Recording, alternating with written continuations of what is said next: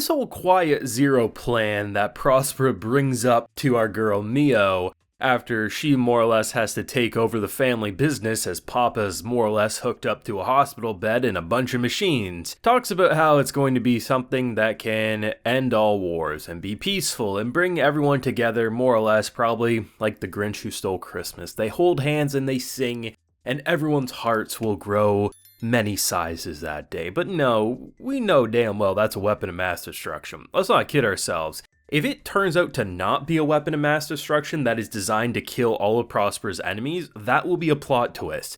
It becoming a weapon of mass destruction will not be a plot twist. It's right now the obvious train that's about to hit many, many people, and sadly Mio is about to be roped into it, almost like there's a gun to her head without it explicitly being stated that there's a gun to her head. I mean, last time we left off with this show, we ended with tomato paste every which way you could look. We had Soletta, after more or less being brainwashed. This is also something we should no longer kid ourselves about. It's very much been pointed out that it is more or less the BioShock twist of Would You Kindly. If you don't want to have spoilers of the over 10-year-old game, I mean, I guess you can click off now, but the whole concept that there's a phrase that can make someone do something without quite realizing it, she always brings up the whole one-step, two-step, and obviously, people like to make the argument sometimes, well, that's just, it's a phrase that means something. No, every time Soletta almost feels like she's going to do something Prospera doesn't approve of. We've seen it a couple of times.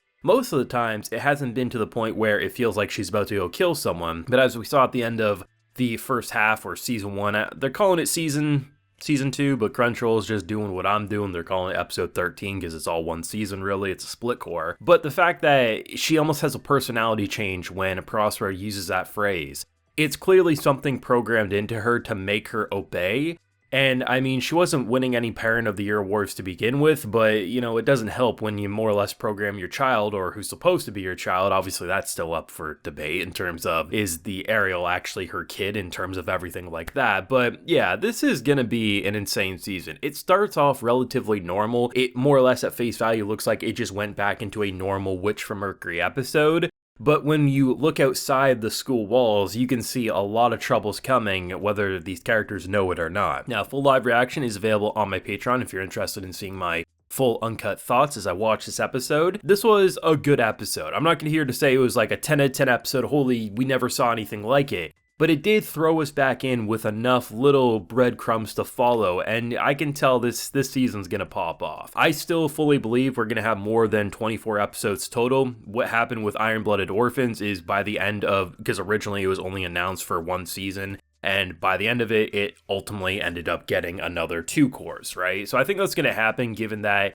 they didn't just jump into insanity, they're clearly still taking their time. Most likely, in my opinion, something's going to happen where, Prospera's going to kill a bunch of people by the end of this season, and maybe Soletta, Mio, and them are going to do something about it in the next season. If they find a way to wrap this all up in a shorter season than Gundam's used to for television anime, would I be opposed to it? No, if they can do it successfully, go ahead. I just think, like many, that there's more episodes coming. It's just like in normal Gundam fashion. Until the confirmed episodes have all aired, they usually don't confirm more. But in terms of, like I said, it kind of felt like a normal Witch from Mercury episode. And if we remember, the prologue, episode 0, what it was called, I believe, it was insane by the end of it. But the first episode of Witch from Mercury was relatively normal, and that's kind of what it felt here. At first, you're thinking, at least I know I was, okay, what's going on? They ended in such a crazy way, and Mio, seemingly with these, 5 duels that they're doing, is there for her. But over the course of it, you start realizing that no, there's definitely some distance between her having to inherit her father's business right now and take care of contracts,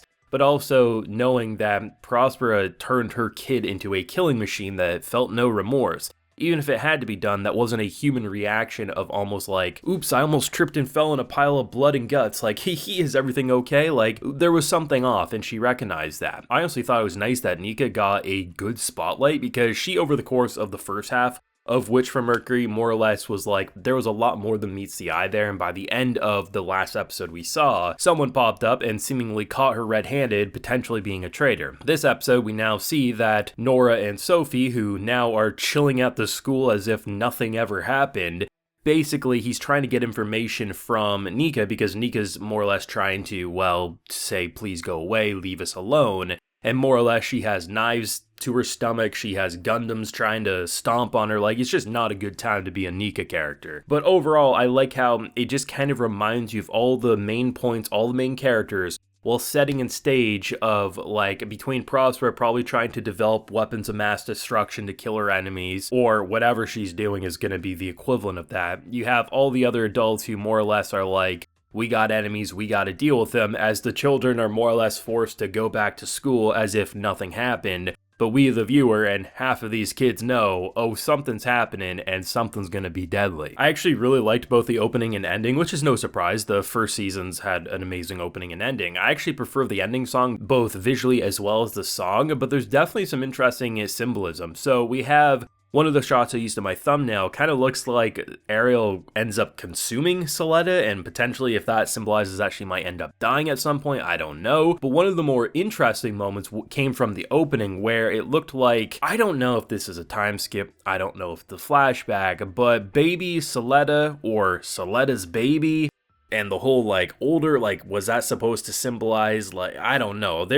I look at that scene and I say, is this a time skip or is this a flashback? I don't know, but that's one hell of a shot to show in your opening so casually. Guel, I think, is in prison based on the shot in the opening, but then again, it's like Guel's gonna be dueling, apparently, given what we know. It just kind of looked like he was sitting in a dark cell, but at the same time, maybe it's just him sitting in a room after having the blood-stained hands after he killed his father accidentally, so I don't know where that's going. But either way, it was a solid return to Gundam. It basically hit all the normal notes you expect from the first half, and given that most of the time you usually have Gundam run 2 cores back to back, so this would make sense coming off of episode 12. But overall, like, I guess I was initially expecting crazier, but given the fact that so much is being kept from these characters, it makes sense. The thing that makes it still enjoyable for the viewer is they're not trying to convince the viewer everything's normal. We get to see the adult perspectives, we get to see the students' perspectives, we get to see multiple sides' perspectives, and we know things are hitting the fan, and things have been hitting the fan, and the way Prospera, I mean, I think she's despicable on a personality level, but damn, if you gotta respect the manipulative aura of her, whether it's Soletta, whether it's Mio, like, she gets the job done one way or another. And if Mio's father can maybe wake up and smack her around a couple of times before the season wraps up, I'd be okay with that. Between the 2 enemies coming in, one of which is acting like, really, she has no emotional connection, other is now calling Big Sis Soletta, it's going to be interesting to see how much of an emotional depth connection will actually brew there as they now set up a new duel. One side's trying to protect a friend, and another side's trying to show you that Gundams are meant for killing, and I guess we'll see how far this duel goes. She was literally smacking fools like every 30 seconds we were in a new duel because every 2 weeks someone was challenging her and she was wiping the floor, but maybe this will be a match that actually makes her sweat a bit like some of the earlier stages. Let me know what you thought down below, theories and predictions if you got any. Drop a like if you enjoyed, subscribe if you're new around here, ring that bell of course, and like I mentioned, we do got that full live reaction available on my Patreon if you're interested. And while you're there, you can also get a video shoutout. So today we have Sphinx, Danny 0018, and Benjamin Henderson. So I appreciate the support, everyone. Please take care and have a good one.